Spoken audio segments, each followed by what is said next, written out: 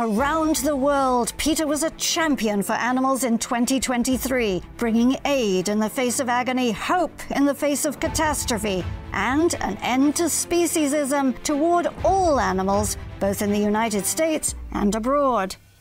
We uncovered the shocking case of a South American consortium that was violating animal care and use guidelines at its ramshackle facilities, where owl monkeys and other animals were tortured for useless experiments funded by US taxpayers. This explosive investigation resulted in the largest animal rescue in the country's history, the termination of funding from the NIH, and multiple investigations into the facility's owners. But that was just one of PETA's campaigns out of countless others around the world.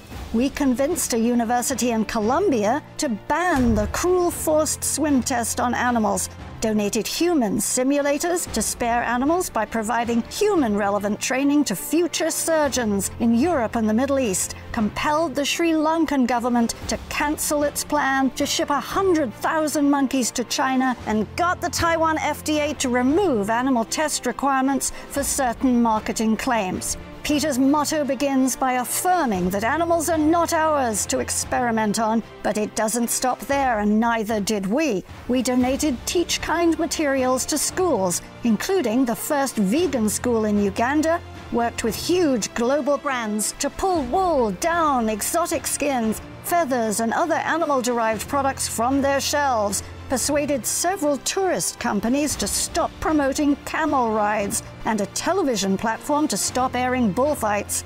We facilitated free spay-neuter clinics in Latin America and the Philippines, and responded to thousands of emergency cases around the world.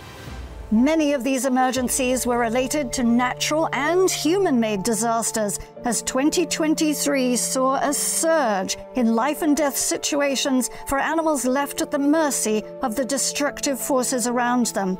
Fortunately, our Global Compassion Fund was able to provide crucial support to organizations doing rescue work in the midst of the Ukraine war and many other disaster zones, while some of our own field workers risked their very lives to save cats, dogs, and other animals from the aftermath of devastating earthquakes in Turkey.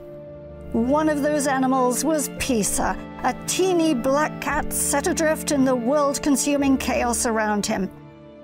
Abandoned in a dilapidated building with no food, no water, no microchip, and seemingly no hope of ever finding happiness again. His outlook could not have been bleaker. But that was before we lured him into a carrier and flew him over 8,000 miles to his new home in the United States, where he now purrs contentedly with his rescuer and their family. And of course, we were busy helping animals here at home too. Our field workers delivered nearly 200 free sturdy dog houses for dogs left outside. We spayed and neutered more than 11,000 animals to curb the homeless animal crisis, and we helped more than 700 animals have a chance at finding a new home where they could experience safety, peace, and comfort for the very first time. As for the individuals and the companies who actively abused animals, we were relentless in pursuing consequences, whether in the form of fines and citations, revoked licenses, and criminal indictments for animal dealers, bans from ever owning animals again, and even criminal convictions, all to ensure that they will never harm another soul in their custody. You want to be macho? You want to be a tough guy? You want to be a real man, as they say? Protect your animals. We unveiled more legal initiatives across the country. West Hollywood was the first city in the U.S. to ban glue traps. We pushed to prevent a deadly management plan for coyotes in Pasadena. Our case against yet another ag-gag law ended in a victory for freedom of speech. And the California Horse Racing Board passed new regulations to prohibit participation in underground races in the wake of a previous PETA investigation that resulted in multiple criminal charges. On the East Coast, Congress passed the FDA Modernization Act 2.0 in the final days of last year. It mirrors our scientists' requests with a massive step toward ending pharmaceutical testing on animals completely. And the Big Cat Public Safety Act was signed into law after decades of PETA campaigning and trailblazing initiatives, guaranteeing that lions, tigers, and other big cats will no longer be abused for the sake of a cub-petting selfie. Keeping humane imagery in the public eye is crucial to changing attitudes about how animals should be treated.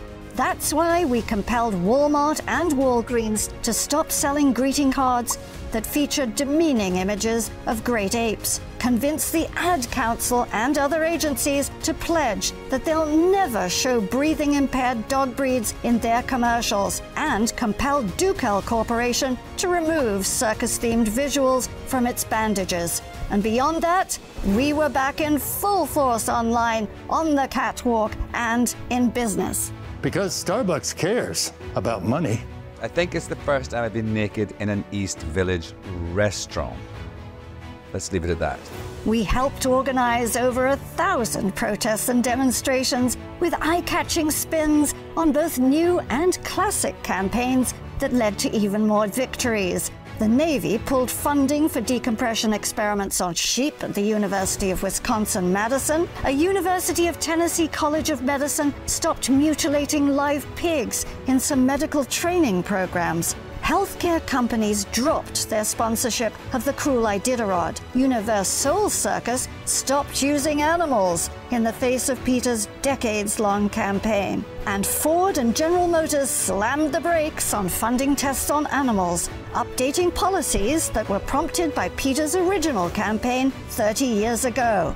A vegan man is appealing to keep his custom license plate. The man just loves how satisfied it makes him feel afterwards.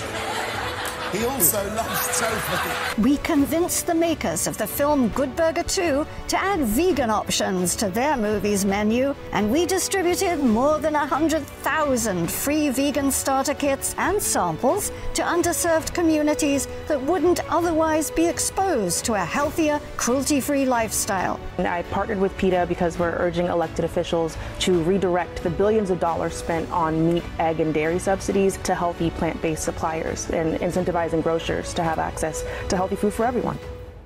We also worked with investigators and whistleblowers around the world to obtain new evidence of cruelty to animals, shining a light into the darkest corners where abuse occurs so that we could wake up the public to these horrifying practices and ultimately achieve repercussions for those who commit them.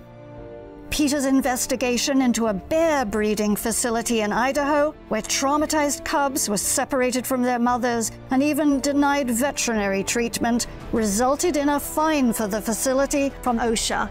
Another PETA investigation into a roadside zoo in South Dakota led to multiple USDA citations and an agreement by the owner to end some of their most abusive practices. And victories continued to pour in from previous investigations. More international companies stopped sourcing Chowco coconut milk after our campaign showed monkeys were being abused for forced labor. And 9 ex-workers were convicted of cruelty to animals based on evidence from our investigation into a disingenuously named Humane turkey supplier. When we exposed a groundbreaking investigation into Anheuser-Busch, in which its iconic Budweiser Clydesdales had their tail bones mutilated while they were still foals, subjecting them to a lifetime of misery without their tails to communicate or provide defense against biting flies, the company agreed to end the cruel practice, and our investigations led to real-life seismic shifts for animals. From the dramatic rescue of a former U.S. racehorse on her way into a slaughterhouse in Korea, to the animals imprisoned at what PETA called in a lawsuit the worst roadside zoo in America. Following PETA's lawsuit, that zoo was finally shut down, and the remaining large animals were transported to the Wild Animal Refuge in Colorado, where they now have ample space to explore, appropriate shelters, and dedicated staff to attend to their every need. And all that was just a small portion of what we accomplished in 2023, because we never stopped innovating to expand the animal rights revolution. We relaunched our youth movement, PETA 2, brought our virtual reality experience Abduction to campuses across the country, and celebrated reaching more than 100,000 students on our tour with Ellie the Robotic Elephant, with one poll ranking PETA in the top 10 brands getting Gen Z's attention. PETA Latinos celebrated 10 years of vital outreach. We hosted a plethora of virtual events to keep our members engaged no matter where they live. We utilized AI technology in brilliant new ways to expand minds and keep our message in the news. And I even updated my will to get media outlets buzzing. This is an insurance, really, that when I go, I can continue my activism by giving my body parts away to make serious points about issues that I'm drawing attention to in a provocative way. PETA is the ultimate global force for animals, regardless of their size, their shape, or where they are around the world. PETA will always be there to help, upholding our commitment to ending speciesism. As Edward James Olmos expressed at our Council of Animals exhibit on the National Mall, we are asking you, our fellow inhabitants of this unique, bright blue planet, to leave today with renewed respect for all of us.